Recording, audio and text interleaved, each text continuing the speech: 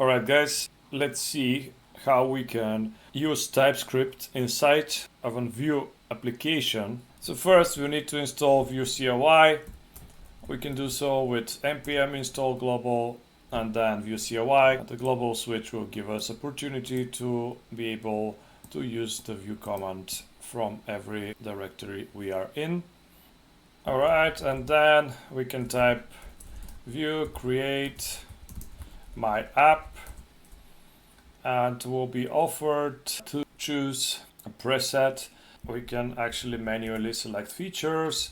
Here we'll choose TypeScript to have a linter and also to have be able to transpile the project into JavaScript. I'll click on the next screen.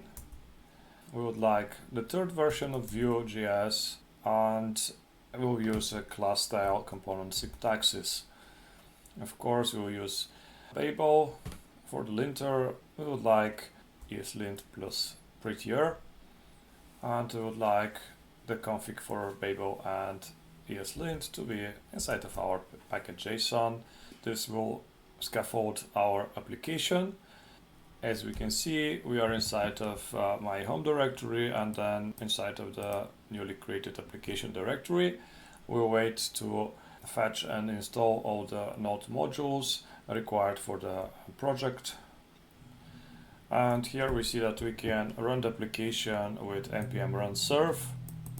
I'll enter inside of my app and I'll run first npm audit fix just to be able to fix some issues automatically. And then I'll start the Visual Studio Code editor. We'll open app view, a new terminal, and we'll type npm run serve. So this will start the internal development server, and soon we'll be able to browse our project. I'll go to localhost 8080, and that's how our initial project looks like. But first, let's see what kind of extensions we can use. In Visual Studio Code, I can use the following vector. I'll enable the extension as well as VueDX. When I open up Vue, now I can see the syntax highlighting. First, some notes about the structure. We have the styles here, the actual component placed inside of the script tags, and the template. You can place all those three parts in different files, but for now we'll work inside of one. I recommend you to have separate files because with the time when your components grow in size, you'll be able to focus only on certain parts of them, and it's easier to track, for example, one or two screens than to browse through 1000 lines of code. What we can see here is that we are loading up app view component. Actually, this happens in the main TypeScript file where we're creating our application, and we're mounting it in the HTML element with the ID of app. And as we go in the public directory in index.html, we see this element here. So this is the placeholder for our content. Additionally, we are loading hello world component. So first we are importing the component from components hello world view. So if you open up this directory, we're loading up this component here. It's all is structure.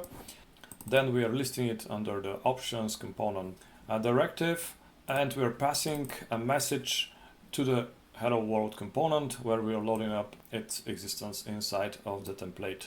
So this message here in the component will be received and displayed as a heading 1. So if we go to the browser, we see welcome to your Vue plus TypeScript app, which was exactly the message passed from the parent component, which is app, to the hello world component. And that's our first example on how we can pass text information inside of a child component. If we need to pass something like calculations or other type of data, we need to add here two columns which allows us to bind the message to a variable, and we can specify the variable name here. For example, we can type parent message, and we can create this variable here actually inside of our class,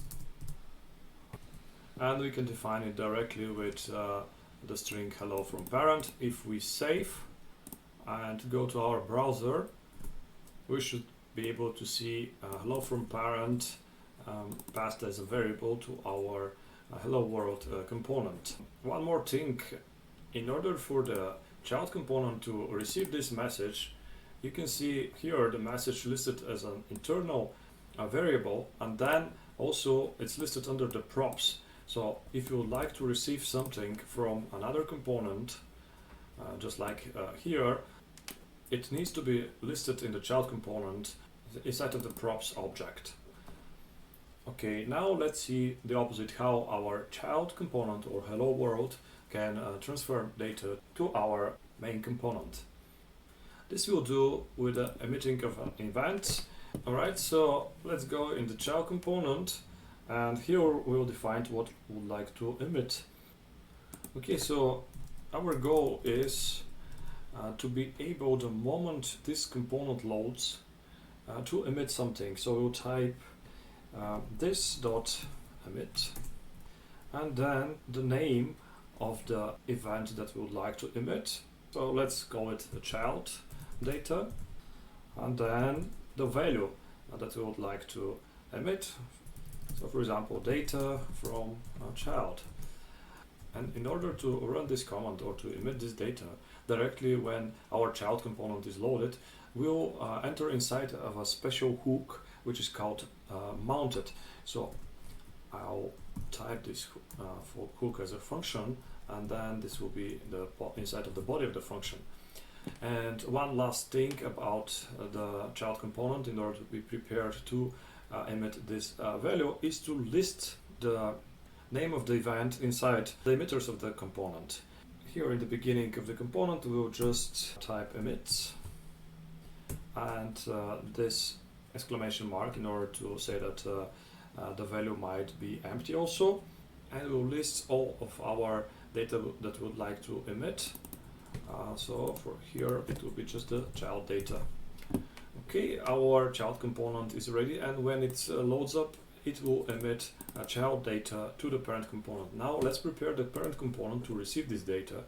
So we'll go to the invocation of the child component, and here we'll say add a child data, and please see how this name here is transformed into two words with a dash in front of them. So whenever we receive such event, we would like to invoke a method on a parent. So I'll type here parent method, and now we need to define this method inside of our component.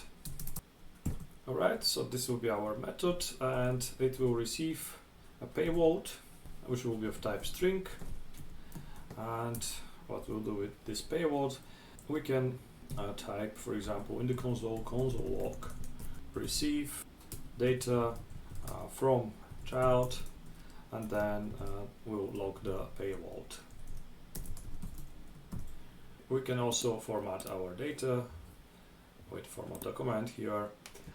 So to recap, we're receiving something from the child through an emitted event on the mounted hook. So whenever the child loads up, it will emit an event called child data, and we will send this string. Then in the app component, we have prepared a local method which will receive the data, and this is the payload that will be received, and we are displaying it in the console. Let's run the application. If we press F12 and go to the console and refresh, we see receive data from child, and that's how parent and child can communicate effectively. Next, let's continue with references and computed data. So let's say that we would like to access a piece of information directly inside of our template. We can do this very easily by just entering inside of a HTML tag that we are interested in, adding ref equals to whatever reference variable we would like to access afterwards.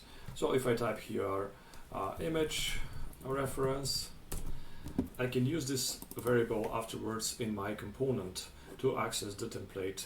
So how can we do this? Let's say that we have one button and we would like the moment we press on the button to get reference to this image. So I will define the button here, button, and we would like to capture the click event or on click, and we'll name it the function that we would like to access as get reference. Now let's define this function get reference. So here we'll type it get reference. We would like this function to do just one thing, to get to the image ref variable. We can do so with the help of $sign refs and then the name of our reference. And if we console log this .refs.imageRef, this should be our reference to the image. So I will do this image reference. Basically, we are trying, whenever we click on the button with the name of get image, to run the function get reference, which will look through all the references defined in the template and will choose the image ref that we placed inside of our image. Let's see this in action. Okay, we'll refresh and we see the button here, and when we click on it we see the image reference, and this is the reference to our template, so we can work directly with the HTML. Alright, next we'll see how we can create computed properties. It's quite easy. Let's define a variable called name and give it an initial name. Let's say my name equals to Nevian, and then we would like to display this in the template. So we can do so very easily. Just we'll wrap this in those parentheses. If we save and go to the browser, we see the name displayed here. Now we would like to create a computed property. So let's say that this property is called greeting, and we would like this greeting to add something to our names. We can do this very easily. We'll just define the greeting as a getter. So type get and then greeting. It will be of type string, and we would like to return, of course, a string which will be hello plus this dot my name. So this will reference our name here, and we'll say hello and our name. If we go to the browser and refresh, we see hello Nevian, which is the calculated property here. And the real power of having computed properties is that whenever this variable changes, the calculated property will also reflect the changes and update itself. For example, we would like to create an input and to log every keystroke that we are typing. We can create this quite easily. We will type input and we will set its default value to, let's say, my name, and then we would like to capture whenever a user types something in the box. So we'll type input at input, and here we'll create one new function which is log name. Alright, let's define this function log name. It will be pretty simple. It will return void, and we'll accept actually event because we are typing inside of our input. This will create an event that we would like to capture, and here in the input parameters we'll specify the definition for this event. So we would like to capture the event, which inside has the following properties. Object, we would like to grab its target, and actually we are interested in the value of the target, which is of type string. And that's the beauty of TypeScript, that actually you can specify in a detail the things that you would like to have as input and output parameters, and then if something goes wrong, your compiler will notify you.